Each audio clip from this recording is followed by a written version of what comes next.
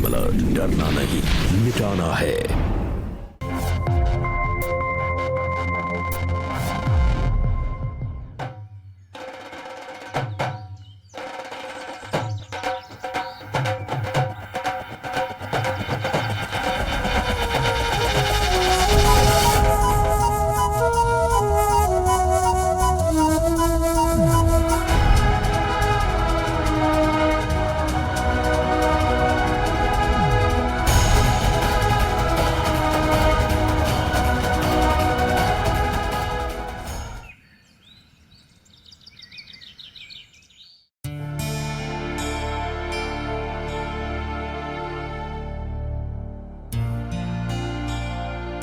अरे ला जल्दी,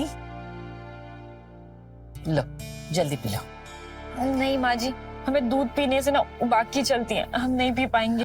अरे बेटा, ये केसर बादाम खारिक वाला दूध है, इसे पिएगी ना तो मेरा पोता गोरा चिट्टा पैदा होगा। हाँ। अरे माँ क्या बता, पोता होगा या पोती, हाँ कौन जानता है। अरे मेरा विश्वास है, हमारी शिल्पा बहू हमें पोता ही देगी।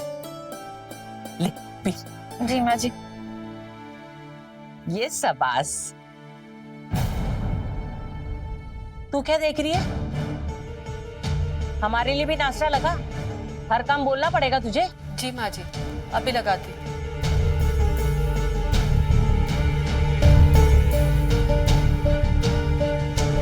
सुमन तू भी नाश्ता कर ले।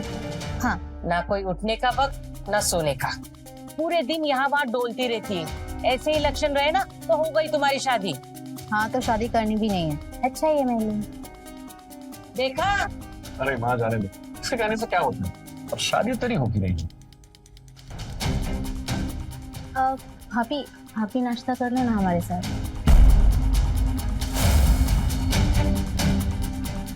वो बाद में करेगी नाश्ता, अगर वो बैठेगी तो हम सबको परोसेगा कौन? माँ सारा खाना इधर ही रखा है, सब अपने हाथ से भी ले सकते हैं ना। मैंने कह दिया ना, वो बाद में करेगी नाश्ता। माँ जी, रेखा भाभी को बैठने दीजिए, मैं परोस देती हूँ। अरे नहीं नहीं बहू, बैठो बैठो, तुम आराम करो, तुम्हें सिर्फ आराम करना चाहिए। दूसरा महीना चल रहा है ना तुम्हारा, मुझे इस घर का वारिस देने वाली है। मेरी बड़ी बहू रेखा तो देने से रही। माँ ये कोई तरीका है बात करने का? सुमन खबरदार, जो गैरों के लिए अपनों से बदतमीजी की तो।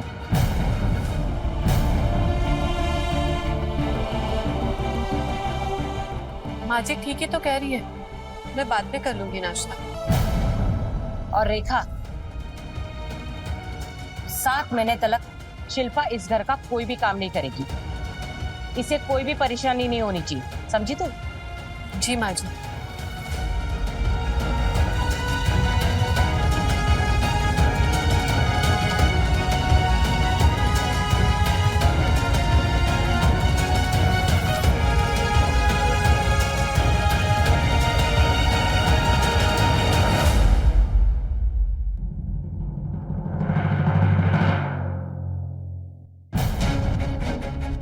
अब जल्द से जल्द ना सुमन की शादी करनी होगी, उसके हाथ पीले होने चाहिए जल्दी। जी माँ।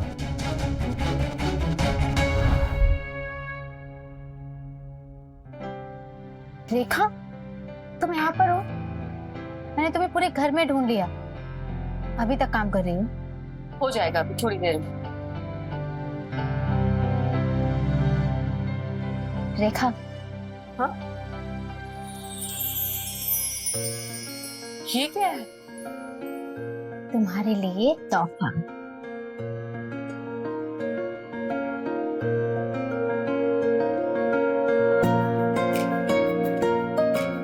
ये लॉकेट, पर इस पे तो आरएस लिखा हुआ है, अगर किसी ने पूछा तो? कोई नहीं पूछेगा, पूछेगा तो बोल देना रेखा साहू। अच्छा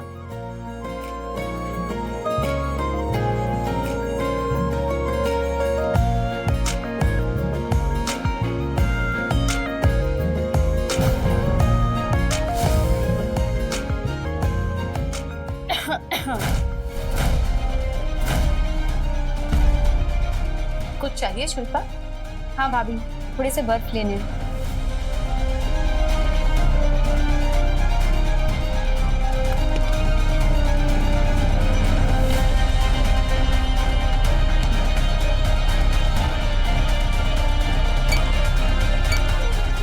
आओ, क्या करती हो? ध्यान से काम नहीं कर सकते तुम? कितना काट लिया ना, खून बह रहा है। तुम छोड़ो। क्या कर रही हो?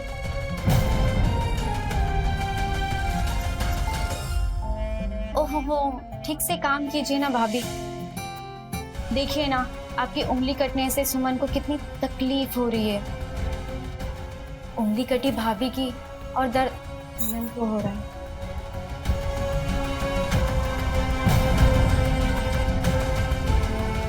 फोन बंद हो गया? इसे कहते हैं प्यार। सिर्फ खून बंद होने से घाव ठीक नहीं हो जाएगा, इसमें पट्टी बांधनी पड़ेगी। चलो, मैं पट्टी बांध दूं। अरे पर बर्तन कोई और धो लेगा। चलो तुम। अच्छा लो।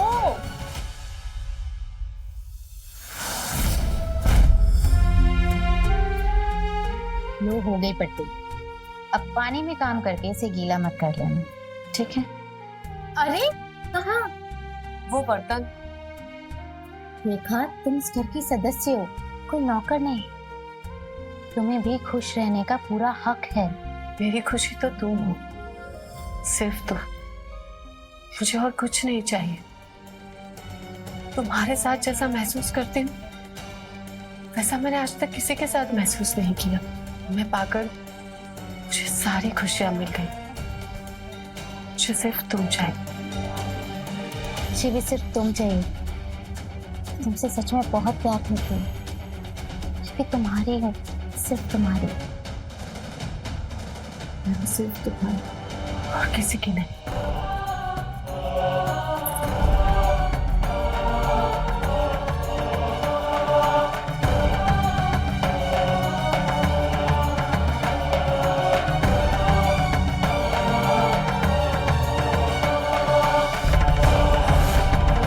कैसे ये लॉकेट अच्छा लग रहा है? नया लिया? मैं सबके लिए चाय बना के आई।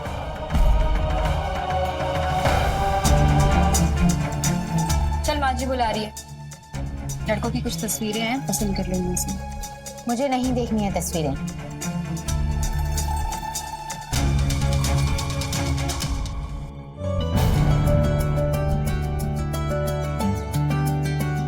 अरे बहू, आओ बैठो। देखो, इसमें से कौन सा अच्छा रहेगा सुमन के लिए? वैसे तो सारे लड़के अच्छे हैं माँ जी, पर मुझे नहीं लगता सुमन को कोई पसंद भी आएगा। क्यों नहीं पसंद आएगा? सभी तो अच्छे हैं। अरे आओ सुमन, देख लो लड़कों की तस्वीरें और पसंद कर लो इनमें से कोई एक। माँ क्यों कर रही हो ये सब? कितनी बार बोला है मुझे शादी नहीं करनी है अभी, फिर मेरा कॉलेज भी पूरा नहीं हुआ है।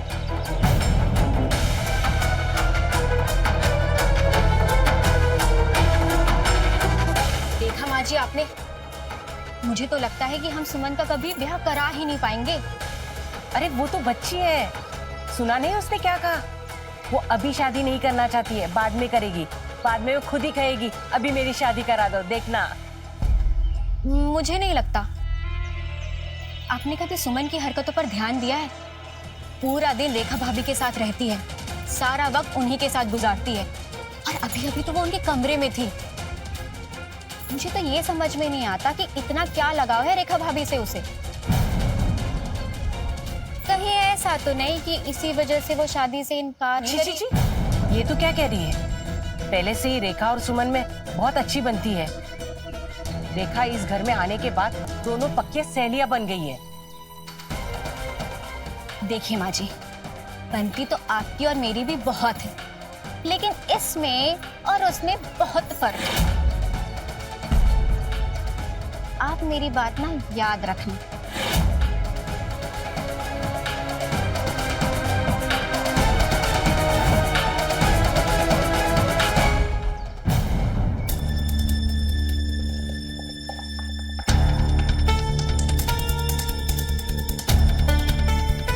क्या हुआ?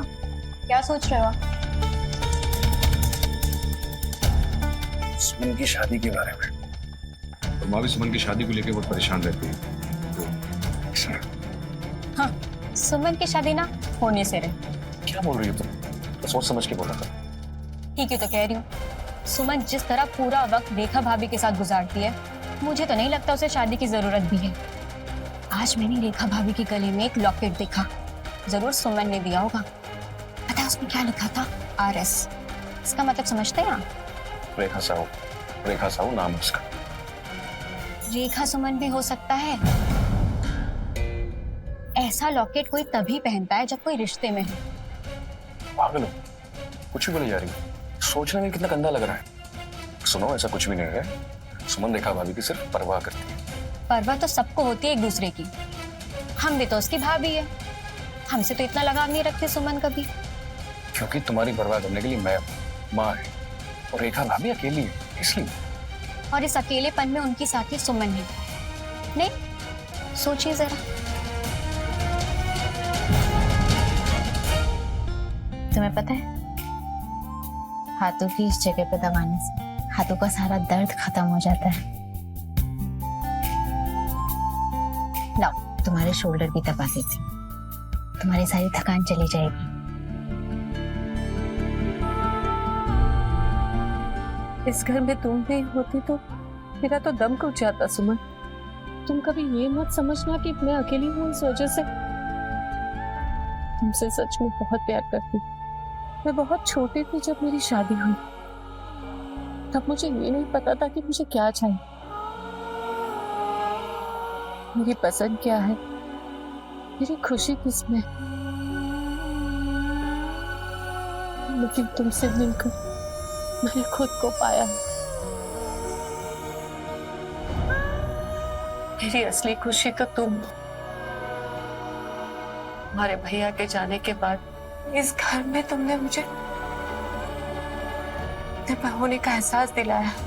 लेकिन सुमन, एक बात है जो हर पल मुझे सताती है कि हमारा ये रिश्ता हम ऐसे कब तक चला पाएंगे।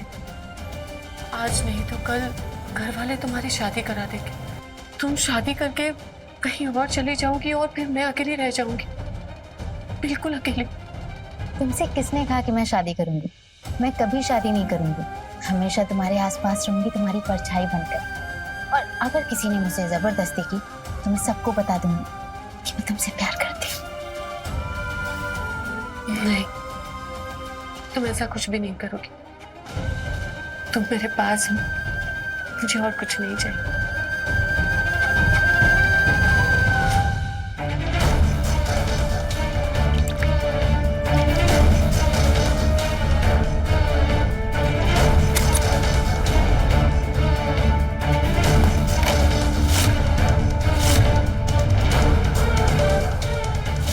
सुमन जिस तरह पूरा वक्त रेखा भाभी के साथ गुजारती है, मुझे तो नहीं लगता उसे शादी की जरूरत भी है।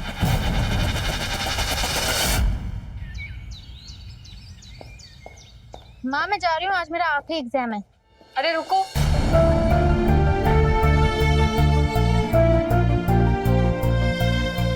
वही मैं कहूँ, अभी तक दही शक्कर क्यों नहीं आया? दही शक्कर खा के जाने से आज का तुम्हारा इम्तिहान भी बहुत अच्छा जाएगा। इम्तिहान का सारा सामान ले लिया ना? ID कार्ड, पेन वगैरह सब? पापा सब रख लिया है, अब जाओ। अरे टिफिन तो लिया ही नहीं, और जैकेट भी। रुको,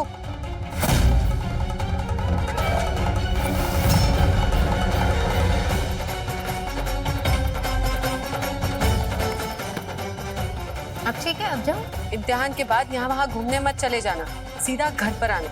ठीक है बाबा, अब जाओ। हाँ, बाय बाय। रेखा, तुझे कितनी बार कहा है 11 बजे से पहले मेरी थाली लग जानी चाहिए। क्या समय हो रहा है? वो सुमन का टिफिन बनाना था, मैं अभी आपकी थाली लगा देती हूँ।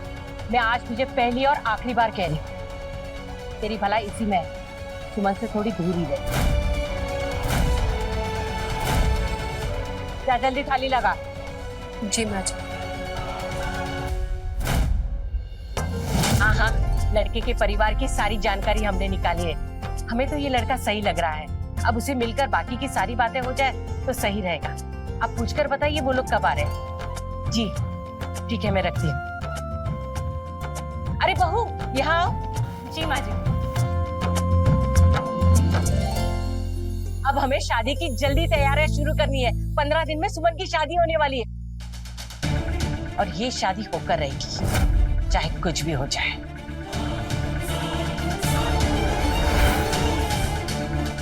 होगा तो बहुत कुछ माँ जी, पर आप संभाल भी नहीं पाओगे। बस देखते जाओ आगे आगे ननद भाभी के तमाशे।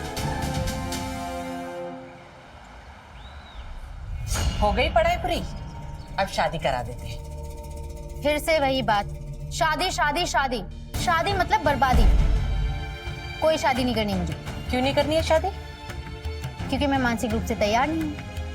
तेरे ये फिजूल से चोच लेना मुझे मत सिखा। बाल विवाह नहीं कर रहे हम तेरा, बालिग है तू।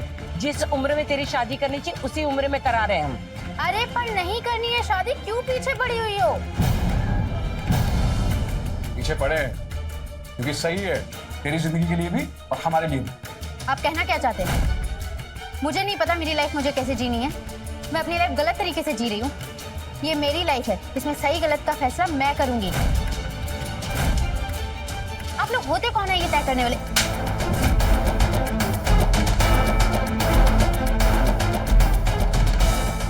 बस बहुत हो गया।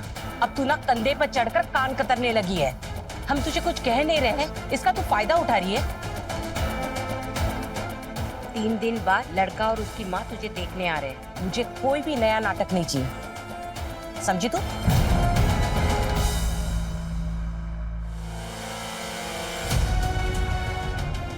माँ जी, सुमन पर दबाव डालने से कोई फायदा नहीं है। वो जोर जबरदस्ती से मानने वाली नहीं है। अगर वो बिफर गई तो हम कुछ नहीं कर पाएंगे। मुझे बात दबी हुई है, उसे जुबान तक ना आने देने में सबकी समझदारी है। ज्वालामुखी फटने से पहले आप रोक लीजिए। तू कहना क्या चाहती है? अगर सुमन की शादी करानी है तो आपको रेखा भाभी से बात करनी पड़ेगी। क्या बात करनी पड़ेगी? अगर वो उन्हें शादी के लिए मजबूर करेगी तो वो मना नहीं कर पाएगी। तो सुमन हाँ बोल देंगी शादी पर।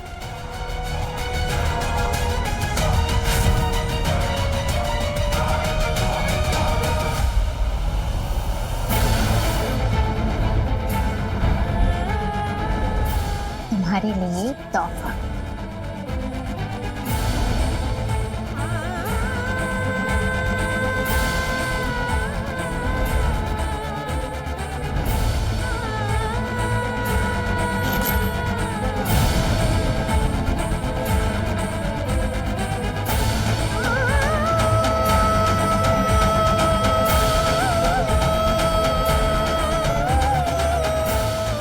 पता नहीं मैं कौन सा सपना देख रही थी।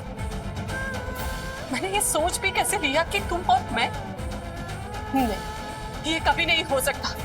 नहीं, आज नहीं, कल नहीं, कभी नहीं। तुम्हारे और मेरे रिश्ते के लिए ना घर वाले कभी मानेंगे ना ये दुनिया। तुम्हारे लिए, तुम्हारी शादी के लिए लड़का देख लिया। आज नहीं तो कल तुम शादी करके चली जाओगी। फिर हमारा रिश्ता एक सपना बनकर टूट जाएगा, खत्म हो जाएगा सब कुछ।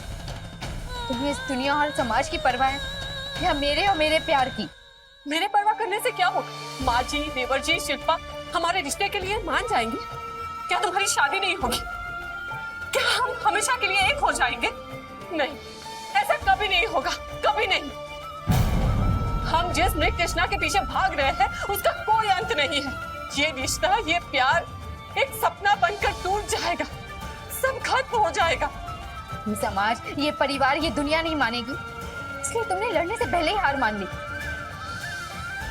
ये लॉकेट फेंक देने से, गले से उतार देने से तुम्हें क्या लगता है मुझे खुद से दूर कर पाओगे? अरे तुम्हारा नाम मेरी धड़कनों में है और ये तुम्हें भी पता है। तुम मेरे बिना नहीं जी सकती। तुम शायद मेरी नहीं हो सकती, पर मैं तो हो सकती हूँ। इसीलिए मैंने तुम्हारा नाम अपने हाथ पर लिखा लिया।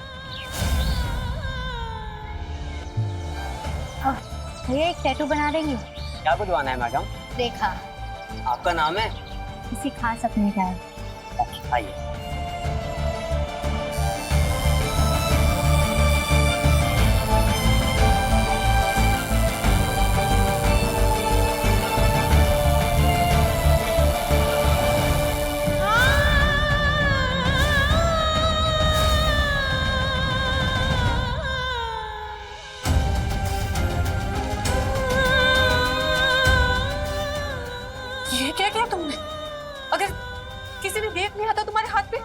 तो देख लेने दो, मुझे फर्क नहीं पड़ता है।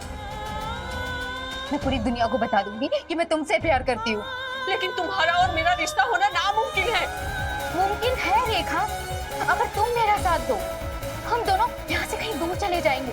हम अपनी एक दुनिया बसाएंगे जहाँ सिर्फ हम दोनों होंगे। हम वहाँ आराम से रहेंगे, हमें कोई रोक टोक करने वाला नहीं होगा। पर बस मुझे तुम्हारा साथ चाहिए। तुम बताओ, तुम मेरा साथ रखेंगे? बोलो।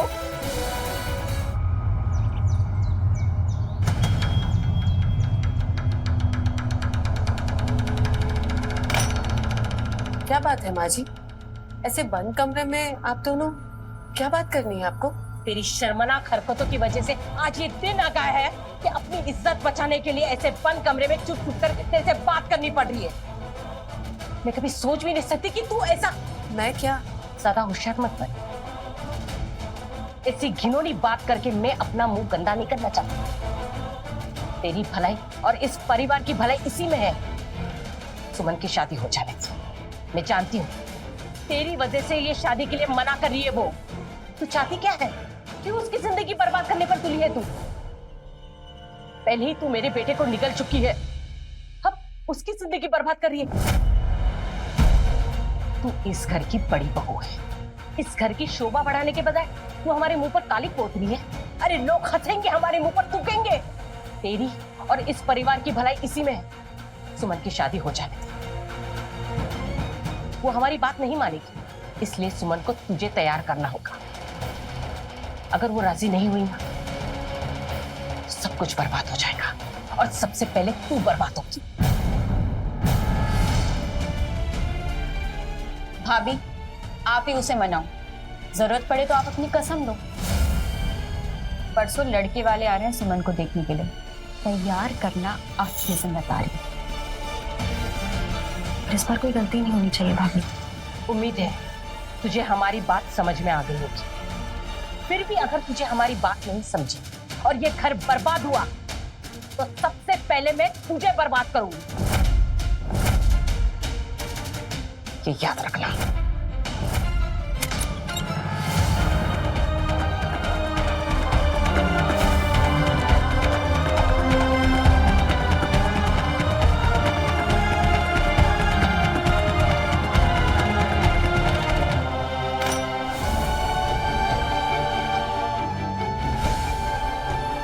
देख सुमन, मैं जो कुछ भी कहने जा रही हूँ उसे शांति और धैर्य से सुनने और समझने की कोशिश करना।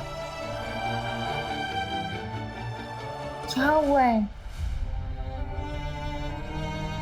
तुम्हें पता है सुमन, जब मैं छोटी थी तब हम सारी सहेलियां हर साल फूल पट्टी के वक्त दुल्हा दुल्हन बनकर एक मंडप सजाकर शादी का खेल रचाते। तब मुझे लगता था कि असल जिंदगी में भी एक लड़की की शादी एक लड़की से हो सकती है, लेकिन वो तो सिर्फ एक खेल होता था। उसके बाद वही लड़कियां एक अच्छे से लड़के के साथ शादी करके शादीशुदा जिंदगी में चली जाती है और खुश रहती है। हम भी वो फूलपट्टी का खेल खेल रहे थे। अब वो वक्त आ गया है कि हम फूलपट्टी के खेल को खत्म कर दें। तुम्हें भी शादी करके अपनी खुशहाल जिंदगी में जाना है।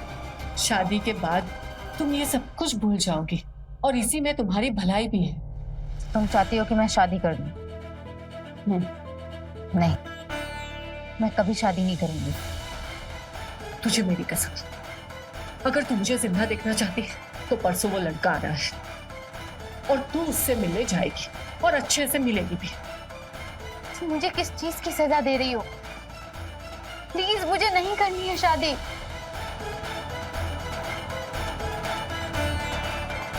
क्या कर रही हो ये? क्या कर रही हो?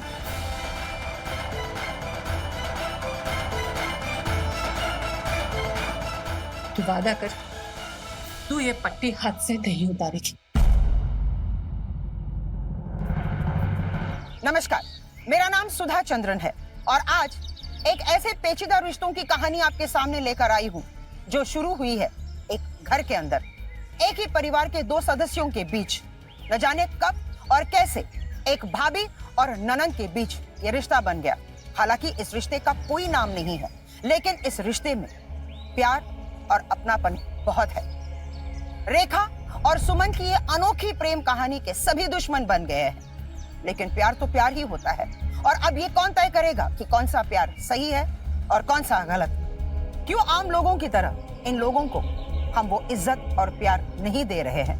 क्यों हम इन लोगों को स्वीकार नहीं कर पा रहे हैं? क्यों हम अपनी सोच को जंजीरों में जकड़ कर रखे हैं? लेकिन अब वक्त बदल रहा है, तो क्या बदलते वक्त के साथ साथ रेखा और सुमन के इस रिश्ते को हमारा ये समाज स्वीकार कर पाएगा? अरे बहन जी, हम लड़के वाले हुए तो क्या हुआ? हा? हम शादी में ज्यादा खर्चा करने में यकीन नहीं रखते। बस शादी शादी करेंगे, अपने घर के ही लोग होंगे। अरे वाह, इससे अच्छी बात क्या हो सकती है? एक अच्छा सा मुहूर्त देखकर ना देवी माता के मंदिर में इन दोनों की शादी करवा देते हैं। हाँ, लेकिन बहन जी, इन दोनों की मर्जी तो जान ले। सुमन जी, वैसे हमारे समाज में लड़कियों से पूछते तो नहीं है, आपको कैसा लड़का पसंद है? आपका फोन बज रहा है। हाँ।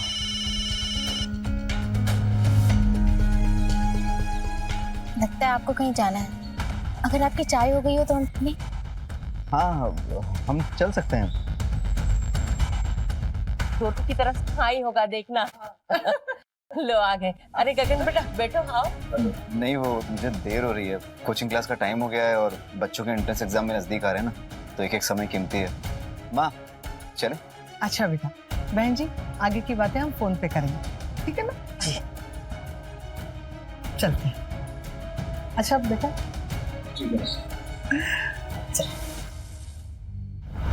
शिल्पा, अभय, सुमन, कहाँ हो तुम लोग? जल्दी आओ।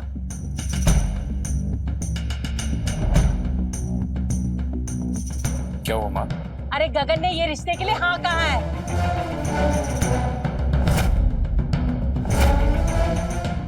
15 दिन में शादी का बोल रहे हैं वो लोग।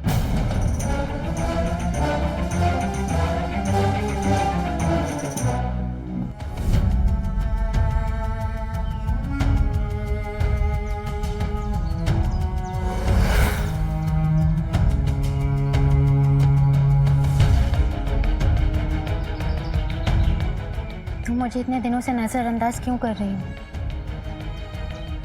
कब से मैं तुमसे मिलने की कोशिश कर रही हूँ, बात करने की कोशिश कर रही हूँ, तुम मुझसे बात तक नहीं कर रही हो। तुम्हें क्या हो गया है रेखा? क्यों तुम हमारी जिंदगियां बर्बाद कर रही हो? तुम्हें अच्छे से पता है कि हमारी खुशी एक दूसरे में है, क्यों मुझे इस आग में झोंक रही हो, खुद तिल तिल मर रही हो? तुम क्यों कर रही हो रेखा? हमारे पास अभी भी वक्त है, अगर हम आवाज उठाएंगे तो कोई भी हमारे साथ जोर जबरदस्ती नहीं कर सकता। तुम अभी तक वही जिद पकड़े बैठी हो। समझाया था ना तुम्हें कि वो खेल था जो खत्म हो चुका है। हमारे बीच जो है वो खेल है या तुम अभी ड्रामा कर रही हो? मैं अच्छे से पता है हम दोनों एक दूसरे के बिना नहीं जी सकते, हमारी खुशी एक साथ रहने में है, तो फिर तुम क्यों ये बेरंग खोखली जिंदगी चुन रही हो? क्योंकि तुम मेरी बेरंग खोखली जिंदगी में रंग नहीं भर सकती, क्योंकि मेरी जिंदगी में खुशियों के लिए कोई जगह नहीं है, क्योंकि इस दुनिया में मेरे प्यार, मेरी इच्छाओं को समझने वाला कोई नहीं है,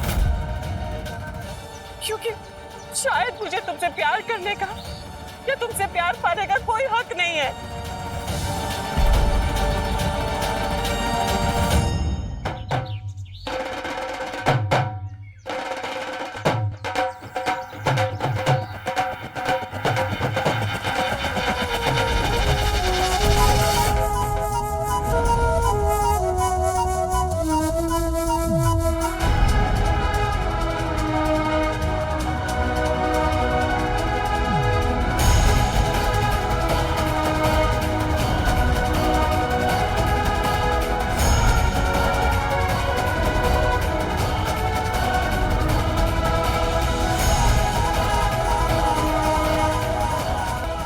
चुनर का हर एक रंग तुम्हारा है, इसके हर एक रंग पर तुम्हारा हक है और मेरा।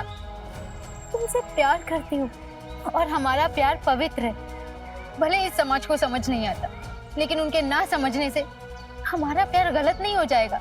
नहीं सुनो, अब ये बातें मत करो। इससे कोई फायदा नहीं।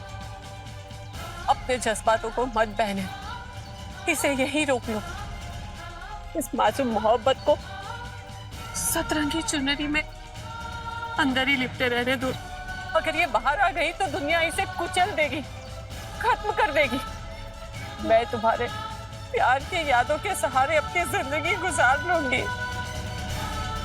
ये इस चुनरिया को अपने प्यार की निशानी बनाकर हमेशा अपने सर पर ओढ़े रखूंगी। और मैं हाथ जोड़कर भीख मांगती हूँ, तो मुझे भूल जा। अपनी नई जिंदगी शुरू कर। नहीं, मुझे भूल जा, भूल जा। मैं किसी और की नहीं हो सकती। मैं किसी और से शादी नहीं कर सकती। रेखा, हम दोनों एक दूसरे के लिए बने। मुझे किसी से शादी नहीं करनी। सुमन!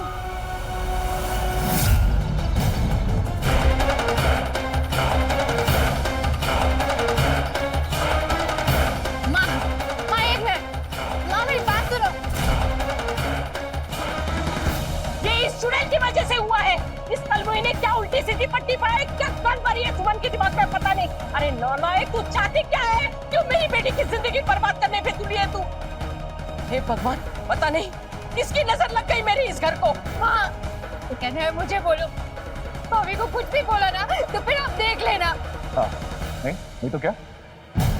कोई छूट कर दे दी? खुद को बाहुबली समझ लगी है तू? हाँ? ये मत भूल, भाई की गन आज भी है मेरे पास। उसके अंदर 6 गोली है। कितनी? 6। अगर हम चू चपर की ना तो सारी की सारी तेरे अंदर उतार दूंगा। अब कान खोल के सुन, इस तय तारीख पे शादी तय है। शादी उसी दिन होगी। और इस घर की इज्जत को मिट्टी मिलाने की कोशिश की तो तुम दोनों में से कोई भी जिंदा नहीं बचेगा। ना तुम और ना तुम। समझ में आया ना?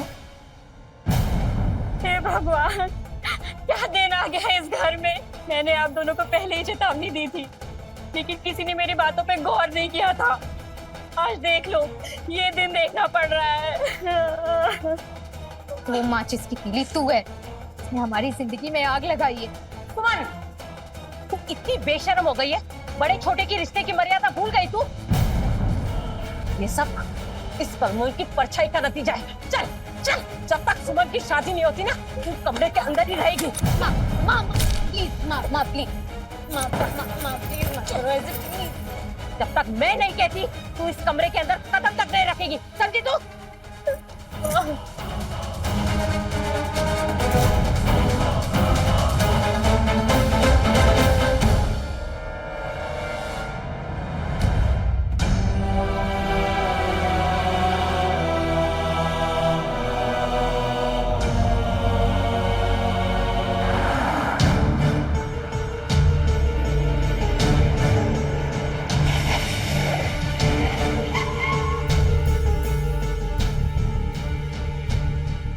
अच्छा है, सारी तैयारियां हो गई। मुझे तो समझ में नहीं आ रहा था कि इतने कम समय में सारी तैयारी कैसे होगी। वैसे सुमन, एक बात कहें तुमसे, तुम बहुत खूबसूरत हो। मैंने जब तुम्हें पहली बार देखा था तभी तुम मुझे पसंद आ गई थी।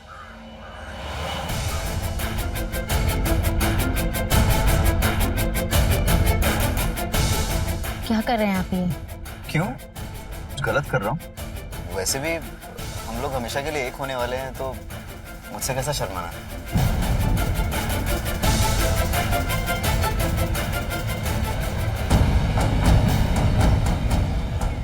मुझे ये सब अच्छा नहीं लगता।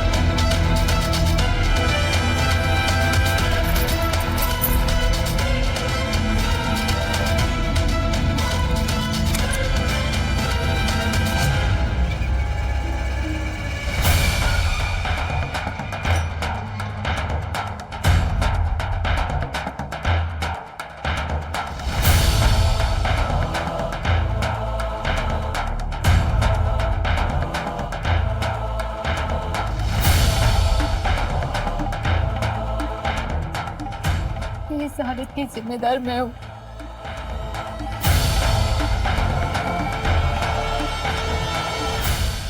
नहीं, तुम ऐसा क्यों बोल रही हो सुमन? तुम्हारी कोई गलती नहीं है।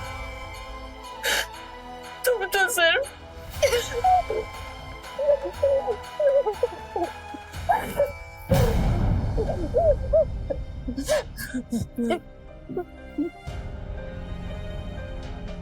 तुम सही थी रेखा, मैं गलत।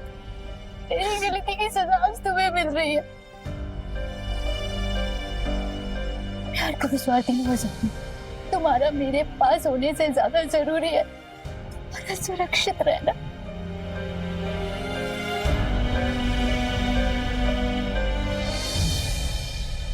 रेखा और सुमन की जिंदगी बिल्कुल वैसी ही है जैसे आमतौर पर समाज में हो रहा है, जहां एक तरफ सुमन की इच्छा के विपरीत जाकर जबरदस्ती एक लड़के के साथ उसकी शादी की जा रही है, तो वहीं दूसरी तरफ रेखा को एक औरत से प्रेम करने की सजा दी जा रही है। लोग इनके साथ ऐसा सलूक कर रहे हैं मानो इन दोनों ने बहुत बड़ा अपराध किया। समाज की रीतियों को तोड़कर एक नई और खुशहाल जिंदगी जीने के सपने देखने वाली ये दोनों औरतें आज परिवार और समाज के दबाव में आकर अपने प्रेम, अपनी इच्छा, अपनी पहचान का गला घोटने पर मजबूर हो गई है। और अक्सर समाज इंसानों से उसकी इच्छाओं को छीनकर उसे खोखला बना देता है। तो क्या रेखा और सुमन की ये कहानी भी वैसी ही है? माँ मुझे माफ कर दो माँ, प्लीज। मेरे मना करने के बावजूद तूने इसके कमरे का दरवाजा खोला, तेरी हिम्मत कैसे हुई? मैं सुमन की जिंदगी बर्बाद करना नहीं चाहती। मैं उसकी खुशियों के बीच में कभी नहीं आऊंगी। वादा करती हूँ आपसे माँ जी। माँ, मैं आपकी और भैया की मर्जी के मुताबिक गगन से खुशी खुशी शादी कर दूं। मैं आपसे वादा करती हूँ, जैसा आप लोग बोलेंगे मैं वैसा ही करूंगी। बस आप लोग एक वादा कीजिए कि आप रेखा भाभी को कोई नुकसान नहीं पहुंचाएंगे, इन्हें यहाँ पर आराम से रहने देंगे। हाँ, इन्हें माफ कर दीजिए, क्योंकि रेखा भाभी का भी शादी में मौजूद रहना बहुत जरूरी है, वरना बेवजह सवाल खड़े होंगे और लोग पूछेंगे।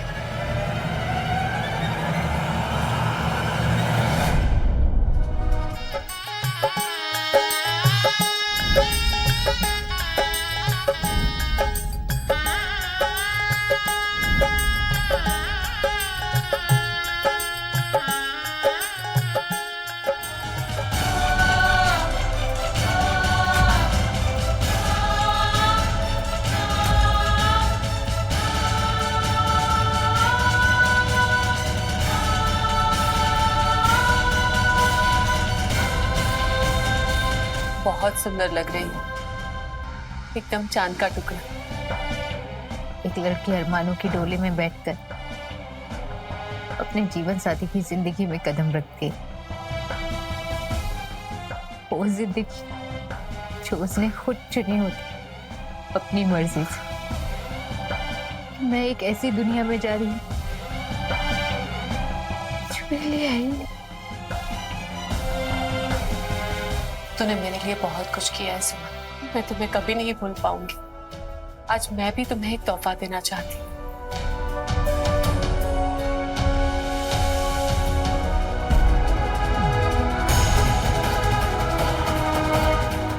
तेरा नाम तुम्हें तो साथ नहीं रख सकती, इसे तो रख सकती हूँ। तुम्हारा नाम, तुम्हारा एहसास बनकर हमेशा मेरे पास रहेगा। इसे मुझसे कोई नहीं छीन सकता, कोई नहीं। सुमन, सुमन तुम तैयार हो ना? लड़की वाले आ गए हैं। सुमन, हाँ मैं आ रही हूँ थोड़ी देर में। ला।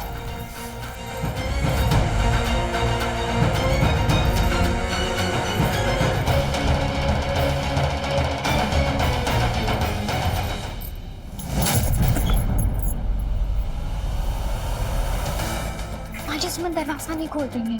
अरे वो तैयार हो रही होगी, वक्त तो लगता है ना, फिर से खटखटा खोल देगी। माजी मैं कब से खटखटा रही हूँ, आवाज भी दी लेकिन फिर भी नहीं खोल रही। तुम रुको, मैं देख। सुमन, सुमन, सुमन दरवाजा खोलो। सुमन बेटा, सुमन। माँ जी, रेखा भाभी भी अंदर ही है। सुमन, कुछ कहीं वो दोनों भाग तो नहीं गई? माँ लगता है दरवाजा तोड़ना पड़ेगा।